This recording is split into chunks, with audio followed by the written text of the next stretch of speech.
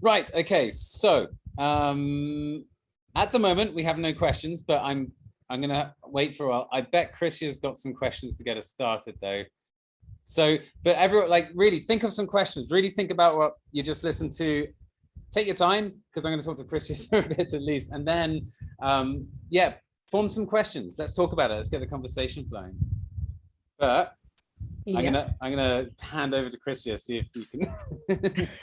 Well, I think a couple of questions came up during the presentation that I think it would be really good to address. One was about choosing material, and the other was about accents. And I know, okay, so teaching with podcasts is a big part of how I teach. So these questions always come up. As soon as you mention a podcast, it's like, how do I know which one? Because there are literally a million to choose from. And so I think it's really important to start by saying, okay, what am I looking for? What do I want to do with this podcast? Like, is it because I want to teach about a certain topic and I want the podcast to support that? Do I want some vocabulary? Or do I have a podcast that teaches a grammar point or a lexical point that I'm trying to teach my students that can kind of help me out in the classroom? So going in with kind of the idea of, okay, what do I want? And then working back from there is much easier. And I also mentioned it in the chat, but another thing to do is have some podcasts that you're already listening to that will give you inspiration, and kind of keep a little, I like to keep it as a Google Doc so I can get to it from my phone or my computer or wherever.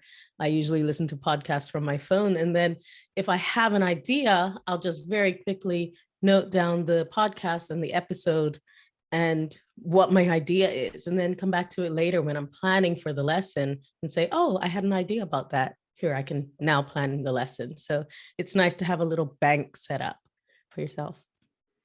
Yeah. I like this idea of starting from your goal and then working backwards, because it makes it a lot easier.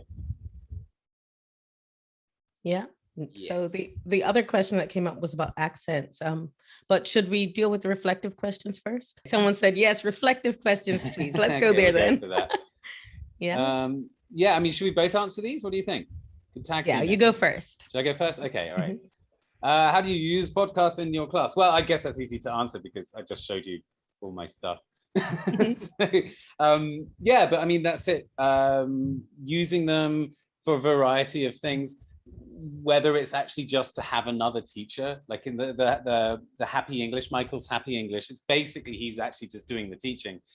So you can use someone. It's nice to introduce another teacher into the classroom, and just to keeps things more dynamic. From that side of a spectrum to the opposite being just showing people how different accents, what kind of different accents there are, showing people all the messy features of English, and just getting your students used to the weird nitty-gritty of English, and everything in between. But I mean, the last 45 minutes kind of answers that question. I'll hand over to Christia. What do you do, Christia? Yeah. Well, actually, maybe most of the people in the audience don't know, but I do mostly one-on-one and online teaching. And one of the pillars of my method of teaching is that you're using a podcast, not necessarily in the classroom, but this is kind of flipped learning. So in between my lessons, I expect my students to work with a podcast, and I have them choose a podcast because it's something that, like you said, it's very portable, it's easy to keep with you, you have it in your ears, and you start to get, if you choose one podcast, you get intimately connected with the podcaster. You really get to feel how they speak. And it's a wonderful way to have a model for your own English in your head. So I have my students listening to the podcast and maybe even trying to talk like the podcaster. So then when they talk to me, I say, well, don't say it as you, say it as your podcaster. Say it like your podcaster would say it. And all of a sudden, they're able to kind of fix a lot of pronunciation problems they're having. A lot of the pauses and the rhythm of their language improves, their accent improves. All of these things can be improved with a podcast because you have so much content from one person. So it's really, really useful for me. Someone's asking, do you ask students to listen to podcasts as their homework? Yes. That is my daily homework for my students. So it's really important for me. in my classes. In fact, I don't accept students who aren't doing my 4 practice activities. And one of them is listening to a podcast daily. So. Yeah, I really like that idea, because the thing that I think makes podcasts such a popular phenomenon, like these days, they're such a big thing. And it is that thing of spending so much time with this person or these people, and you really get to know them. It becomes this sort of personal thing. And yeah, on 2 levels, that's obviously really good. One is that, yeah, you have a sort of emotional connection with these people, and the other one is that you just get so much quantity of exposure, and really, like, quantity, there's a lot to be said for quantity. Like, the more you listen, the more you're going to learn. I mean, when you think about your first language, you learned it because of quantity. You weren't kind of presented with this high quality language as a baby that you learned. It was because it was just constant. And so I think using that with students and getting that constant quantity of English is really, really important. Yeah, good call. Listening takes a lot of time. Yeah, listening. Okay, yeah, listening at home. Yeah, I think it's really good to assign the listening as homework. But it's really important that it is listening, in my opinion. Listening needs to be separated from reading, because if you're trying to do both at the same time, then you're only doing one. You're doing the easiest one, which is reading. So yeah, for me, it's really important that I have podcasts and that my students aren't using the transcript along with the podcast, that they're really, truly listening. So, yeah. Yeah, and also I think we can ask everyone else here if they use podcasts in the lesson in different ways. Any tips from anyone? Yeah, we had some great conversations in the chat with some suggestions for podcasts as well. So I know people are using them. Let's see if anyone's got any. Listening is so underexploited in the TEFL classroom, don't you think? 100%.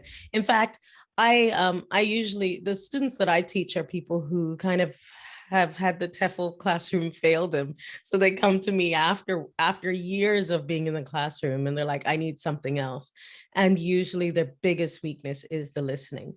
But I think it is about having a habit, a daily habit of listening to English. It's not enough to go to class and listen and then, for 5 or 10 minutes and then go home. It has to be something that's part of your day. Yeah, totally. I can share my experience if you are interested. So I have a student at the moment who is preparing for an exam, and we have literally 2 weeks. And she needs to be at P1 to be able to pass the exam, to have a chance to pass the exam. And when we started, she could hardly understand me. She is Japanese, and she has a lot of passive knowledge, thank God, because we simply need to activate that. And so since we do not have time to focus on everything, I do the exact same thing what Christia has been talking about. So for homework, she needs to do some listening. However, I need to be very careful with that. So I do not want to overwhelm her with choosing a super long recording, for instance. So I found Hello English, ELLO, and there I can find like 1 minute English. It's called 1 minute English, and it's just amazing. So there are various speakers and covering various topics like being homesick or how to save money, stuff like that. So her task is to go home, listen to that, come back and summarize it to me. So we combine, listening and speaking as well. Of course, the script is there so she can help herself, but I've trained her in the sense that first try and listen to it several times, 2 or 3 times, and then switch to the script. And then we just personalize it. So she, after summarizing the task, she starts talking about herself and how it's relevant to her and her opinion and how it's relevant in her life. And I need to say that this has helped her so much, because now she's able to speak fluently for 1.5 minutes, which is one task in the exam. So it's just amazing to see, how much she has improved in such a short time, and we still have one day to prepare. So that site looks amazing. I was having a quick look at it, and yeah, this is like a massive archive of different international Englishes. And there seems divided into various levels, various topics. It's worth checking that out. Yeah, it's amazing. Yeah, and we allow her to choose what she's interested in. So good stuff. Could we have a question in the question and answers? Do you explicitly teach the meaning of words, or just let the students guess and then clarify? Almost always it's the latter. I mean, I just think when you learn, when you just work something out yourself, when you discover something yourself, you're going to remember it more. Also, if your students are used to you explaining every single word and every single phrase, they're just going to get lazy and wait for you to explain something rather than like just try and figure out what's going on. So yeah, Noreen, I personally, as in my own teaching approach, I try to avoid explicitly teaching the meaning of things. I have a little bit of a different approach in that I tell my students very specifically, don't worry. If you come across a word you don't know, work around it, pretend it's not there, okay? And there's a real use to this, because especially if they're listening to the same podcast. And so I know some people are like, oh, I choose short podcasts. I say, no, I choose long podcasts and let them listen to it in bits. And instead of going back and listening again, they're going forward and hearing more. That means that if a word comes up again and again and again, they start to understand the meaning from context. If it doesn't come up again and they didn't look it up, who cares? It's not a common word. So it allows people to kind of be released from the pressure of having to understand every single word. And it's much more relaxing. It's easier to get the students to do it. And they start realizing, and it takes a couple of weeks for this to happen if they're doing it daily. But, after they've listened to the same podcast, the same podcasters talking about different things for a couple of hours, they start to pick up on the words that they didn't know that they use often. And of course, their vocabulary increases and expands, but with the most common words first. And I think that's the key. If you start thinking that every word is important and, oh my God, I don't know that word, I need to figure out what it means, it's really stressful. But if you can just relax and say, okay, I didn't know that word, but I'm still enjoying this podcast. And so when I send my students home with a podcast, it's not to understand it. I don't give them the assignment of coming back and telling me what it's about. That's not what it's about. It's about listening and getting the feeling of the language from the podcast for me with my students. So I know that my approach is a little different from most teachers. No, I like that. And it's true, isn't it? Like, how often do you read a book? Or like how often when you're reading a book, how many times does a word that you don't know come up when you're reading a book in your own language? And you just skip it. Like, it happens to us in our first language all the time. So yeah, I like that. It's a kind of realistic angle on the experience of experiencing texts. Yeah. Cool. More questions?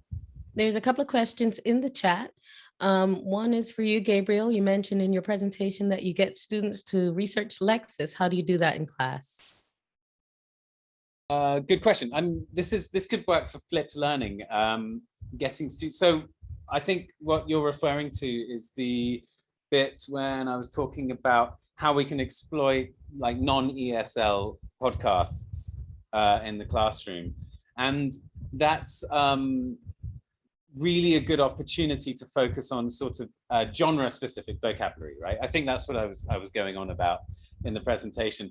And yeah, this is the opportunity to for learners to see that some words only appear in certain contexts. But yeah, I think I just said, yeah, get the students to research it. Really just get them to Google it and just say okay, so we're going to look at sailing, we're going to look at, we want to learn about sailing vocabulary, we want to be able to talk about sailing, for example. Go home, find words and phrases that you think will come up in a sailing podcast and just leave them to it. I mean, almost all my learning context, my teaching context is adults. So adults know how to use Google. Actually, you know what? Probably teens and kids are even better, but people are pretty like innovative on the whole. So you can just say like, go and do this. And most of the time they'll actually be able to do it intelligently enough. I don't think that requires much of a setup. Yeah. That's great. Cool. Okay. Yeah. I don't know if anyone wants to add to that, or I can move on.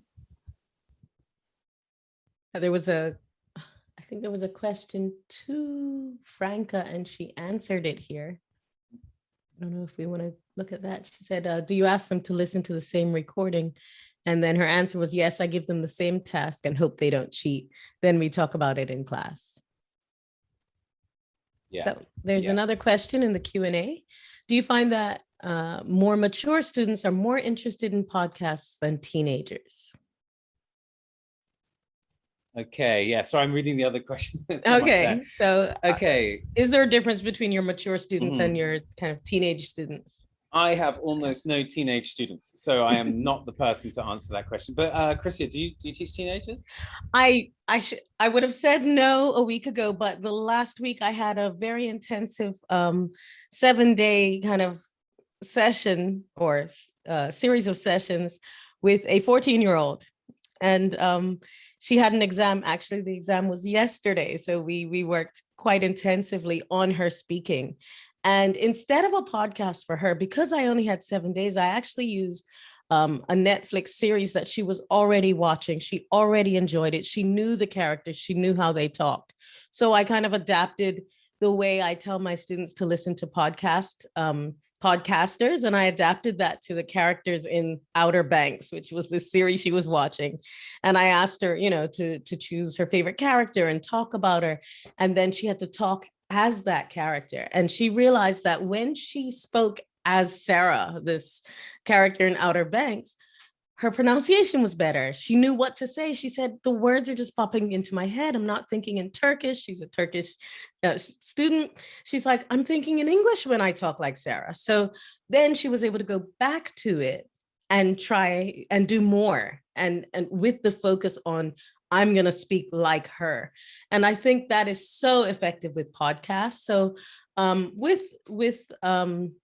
more mature students, you can more easily, I think, find podcasts that suit their interests and what they want to improve their English around. Whereas with teenagers, I think you have to be a little more creative to find something that they're already interested in. It's very hard to kind of awaken their interest in something new. But if you can find something they're already watching or already listening to, you don't have to be limited to podcasts. But yeah, I think it's a wonderful way to improve their speaking. And also her writing improved. She was able to go back and read her writing as Sarah, and she automatically said, oh, that doesn't sound right. It was like really interesting because it sounded right when she wrote it originally. But when she read it as Sarah, it didn't sound right to her, and she was able to fix it. So yeah, she passed her exam, by the way. Cool. That's really cool. I like that. That has echoes of the good side of Suggestipedia, shall we say. The role, becoming a different character and then losing your inhibitions, and which has actually in subsequent research shown to be actually a quite sound approach. Yeah, I love that as well. How did you get her to tell you what she was into? I hear that teenagers are very difficult to open up in this way, or was she just, you start talking about Netflix or whatever streaming service, and they'll tell you what they're watching. Okay, that's been my experience. And I've just moved in on campus at a school, so I'm surrounded by teenagers all of a sudden, and yeah, that's very easy conversation to get them into. They're not easy to talk to about what they want or but if you ask them, what are you watching on Netflix, or what have you been watching, or do you have any recommendations, they got them for you, a whole list. Okay, cool. So yeah, you're getting used to the communicating. Yeah. Teenagers. Fantastic. Oh, on the block. What's that? This is Yeah, great. what's on the We're block, getting Michael? so many good. I'm just opening so many tabs. Is that a podcast, Michael? I have so many tabs on my Maybe Chrome. Michael wants to put up his hand and come in and talk to us. Yeah. There we are, Michael. Hello. Hi, Michael. We can hear Hello, you. can you hear me? Yeah. Oh, very good. Okay. I have a 15-year-old student, and that was the series she was watching. So, we use it in the class. But Oh, on the block. I This don't is think like it was- a. Sorry, I'm interrupting. Is that the zombie one? no, it's kids, teenagers in Los Angeles, and I had to be very careful what sections I would use because I'm embarrassed. Yeah. Yeah, you have to watch out sometimes with the language. Yeah, I just could imagine her father coming in the class. Oh. Cool. And were you also recommending someone? I think it might have been you, Michael. Was it Emmerdale or Coronation Street? Well, I thought Coronation Street might be fun because if you said you want to really get into it and follow it, like for 57 years, I think it is for Coronation Street. And it's good for accent raising awareness because it's not the sort of accents you get in coursebook audio. Accents like mine, I mean. Sure. Well, there's The Archers, which is only 15 minutes. Of course, yeah, The Archers, radio play. This is all very sort of British Isles kind I'm of old. stuff here. I know, but Yeah. I'm very old, you see, that's the thing. Yeah. Well, I don't know, The Archers is still going. Yeah, The Archers, BBC, it's a BBC radio drama, soap opera with a very, very infectious theme tune. And yeah, no, that's a good point. I think I like this idea that like soap operas, Emmerdale was Maria's idea, but yeah, soap operas, because they're designed to be addictive. Yeah. Right? So yeah. I think, and that's why I think Netflix is also a great source because of that kind of that suck you in and binge watch the whole thing kind of nature. And then you really get to know the characters. And then when you say, hey, talk like this person, they can actually do it. They have the voice in their head. And I think that is a really strong way to improve pronunciation without having to focus on rules. You don't have to focus on pronunciation rules if you have someone's voice in your head saying it how it should be said. Yeah, I totally agree. Great. Have we got any more questions? I'm sure people do have questions and they're just being afraid to write them. Don't be afraid. Write them. I have a little addition. It's not really a question, but it's an addition. Sure. All those things that you said that was really useful in podcasts. So, you know, the back channeling, the self-repair, the false starts, those kind of very natural pauses that happen. I've noticed recently, one of my newest things that I suggest to my students is Clubhouse. Because Clubhouse is live audio chat with real people actually having conversations. It's an app, you download it, you install it, and you go into rooms and real people are talking about stuff. So there are, of course, there are lots of English rooms, but I tell my students, stay out of Clubhouse, stay out of the Clubhouse English teaching rooms, because you end up in a room with all non-native speakers speaking bad English.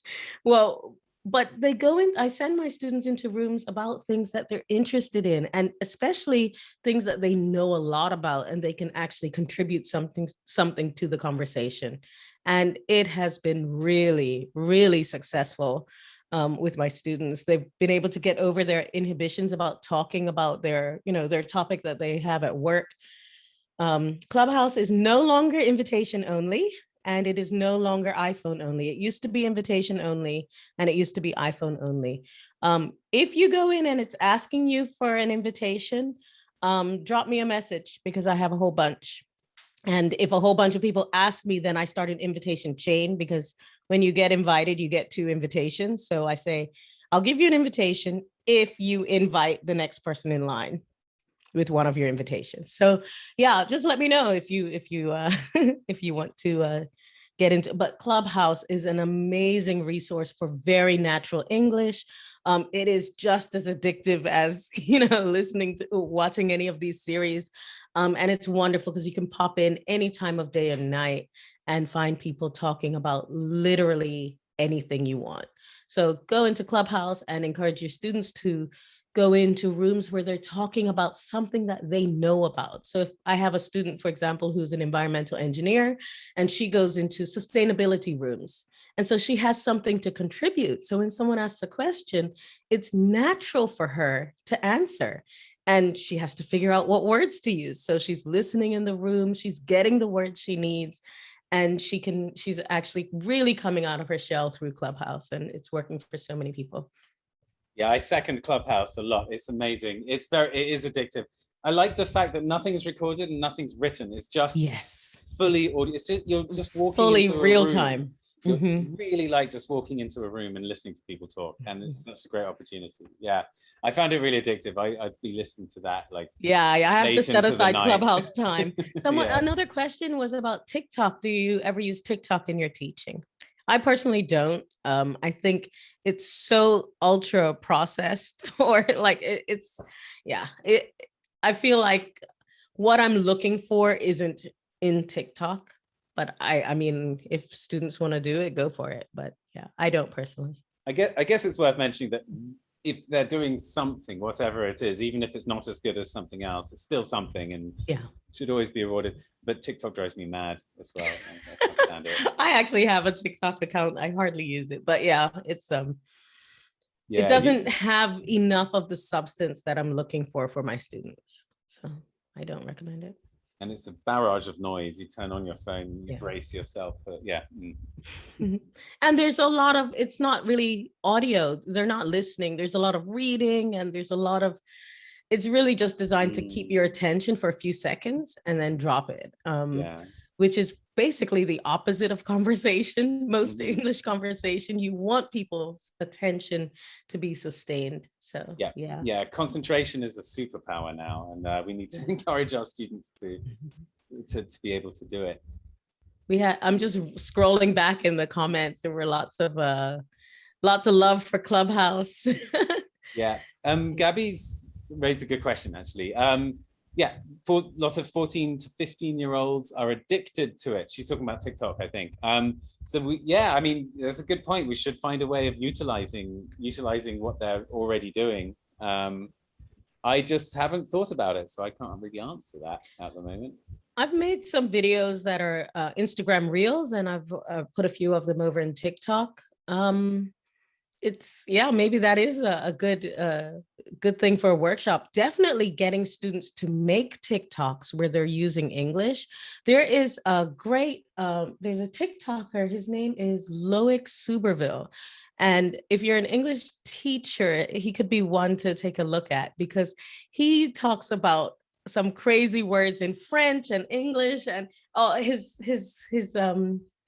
his TikToks are really, really funny. He's one of the like 3 or 4 people that I follow, because I just crack up every time I see his videos, and they're fantastic. So maybe showing your students something like that and saying, can you do this with English? He's doing like English and French. Maybe they could do English and their language, what kinds of words are weird and what kinds of constructions are funny. And so it would be a great thing to throw into the classroom activity, make a TikTok.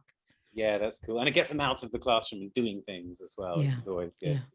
Yeah. Right. I'll just type in his name here. I think I'm spelling interesting it right. name. Yeah. Who else? Okay, so bring on more questions, please, everyone. Maybe we can get back to the accent one, the one on accent. Absolutely. If you remember the question itself, so Gabi commented earlier that what she really likes about the podcast examples that you were showing us is the fact that there is a variety of accents. And so can we make a case for teaching accents in the classroom using podcasts? Yeah, I mean, I think they're not that we only should make a case, but I think it's kind of important. Again, we should always think about our students' goals. I mean, there are like a lot of situations when perhaps being able to understand a variety of accents may not be, if you have someone who's going to be working in a very sort of neutral international environment, maybe it's not a priority. But there's always going to be people from all over the world with different accents. So I think not only should we make a case for it, but I think it's kind of important that we should have this sort of accent awareness. It's important as well to remember that that our students shouldn't be learning how to speak like you're from Middlesbrough or wherever, but at least being able to understand and being aware of how people speak and being able to manage different accents in the same sitting, for example, and being able to just switch in terms of comprehension. So yeah, awareness raising and exposure to different accents, I think, is quite important. Was that what you were getting at? Gabby's hand is up. I think she was going to answer. Hi, Gabriel and Chrissia. Hi. Sorry, I know I just go on and on and on about accents, but my question really is, I know it's also beyond the scope of this workshop, but since I have you two here, I really need to take this opportunity to ask you about your practice. So really, my question is, it's all fine. We know that sensitizing students to different accents, etc., is very important. But my question is of a more practical kind of nature. How do you actually do it? So, I mean, because selecting a podcast in order to kind of sensitize students to different accents is one thing, but how do you actually, or do you even design activities to teach accent? I don't know if I'm making sense. Like, for example, let me give you an example. Let's say you have two speakers. I don't know, a Scottish speaker and you, Gabriel. Okay, so the posh accent. Now, do you get students to identify the differences between the intonation, stress, maybe one or two different sounds which are very specific to the two different accents? Do you ever go that far? Do you ever design activities to this effect? That's really my question. Yeah, good question. I haven't done this as a formal planned thing before, although I'd like to find the opportunity to do it sometime, just to see how it goes. I've done it in a sort of informal setting. I have a lot of one-to-ones and adult one-to-one students. So sometimes, the lesson takes a course of its own, and it comes up, and I go online and I show them stuff. Like I find someone from, what did I have? It's Liverpool, I think, and we discussed what she was trying to say, and we discussed, like you said, like how it's different from the way I speak and how it's different from the way my student speaks. But that was very informal. It wasn't a planned thing. Because yeah. I feel that this is actually very, very, very important, and very few teachers, if any teachers, ever do it. And I know a teacher. I do it. Yeah, so. Yeah. Because when you think about it, Chrissia, right, and Gabriel, then this is how students actually reflect on their own accent, right? Absolutely. So it's not just a matter of, okay, I need to understand a Scottish person, right? It's the matter of what do I have to kind of listen out for, which sounds are so specific to the Scottish accent, so I can actually tune in better maybe and understand it better. So this awareness is also very important. So Chrissia, how do you do it then? I use a more kind of meta approach. And so I always tell my students this, and I've had quite a few students that have come to me because they're having trouble with a certain accent, or they've learned English in a certain accent and they can't understand anything else. So one of the things that I always explain is that when you think of language, when you hear someone speaking, think of it like a song. You've got the lyrics, which are the words they're using, and there's the melody, which is the really a big part of their accent.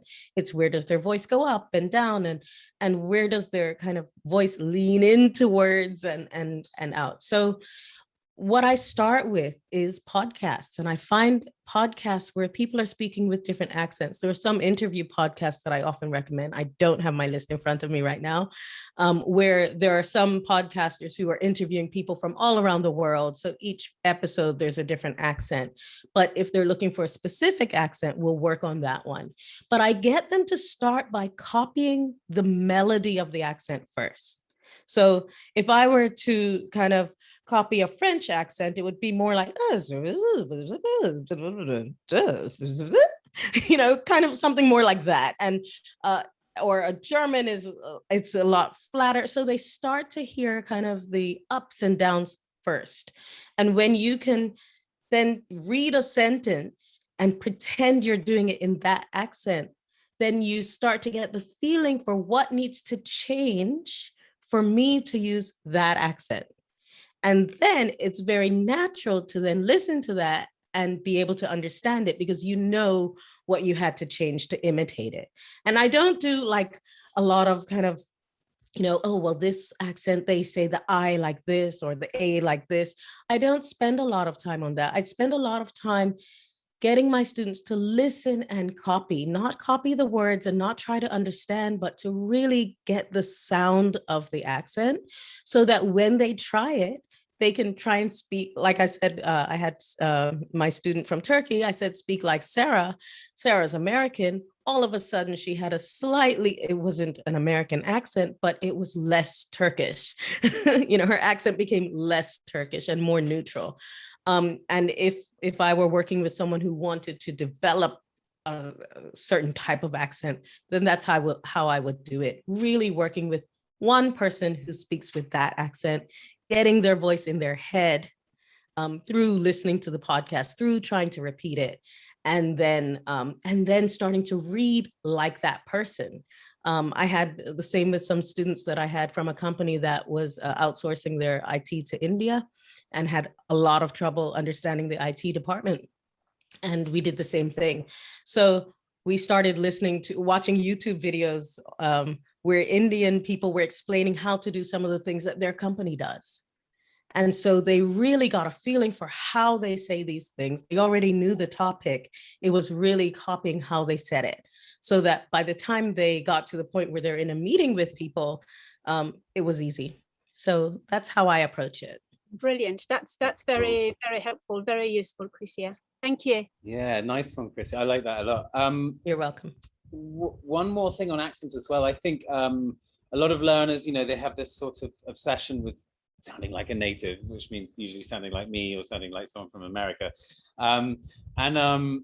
I think it's really good to show them examples of successful second language speakers speaking in their own accents very, very well and in a strong communicative setting, and just giving them some role models, because don't speak like me, I speak like me. Speak like you, and just showing them how it can be done. They don't need to sound like a so-called native speaker at all. It's also dangerous to sound like a native speaker, because if you make a mistake and you sound like a native speaker, the person who's listening to you isn't gonna assume that you've made a mistake. They're gonna assume that you actually meant what you said. That's so it's true. I think having a foreign accent, having a non-native English accent is actually a benefit to English learners. You don't want your accent to improve faster than your grammar or vocabulary. Your accent, you need to work on that after everything else is perfect. That's such a takeaway. I had never thought of that before. It's so true. People will be much more forgiving and much more ready to confirm what they understood from what you meant. You leave off a third person S as a native speaker and people will think you're stupid. You make those kinds of mistakes as a native speaker and people think you're stupid. You make those mistakes as a non-native speaker with a foreign accent, they assume, oh, okay, that person has learned English. So I urge my students when they come to me saying, oh, well, I don't like my accent, I tell them, well, watch out, because if you improve your accent, you better make sure that everything else about your English has improved to the same degree. Totally. And also Noran makes a really good point here as well. Some students confuse accent with pronunciation. I say, oh yeah, let's work on your pronunciation, not accent. yeah, it's good to make sure that there's a clear distinction between the two. One affects communication, one just shows you where you're from. That was all I had to say about that.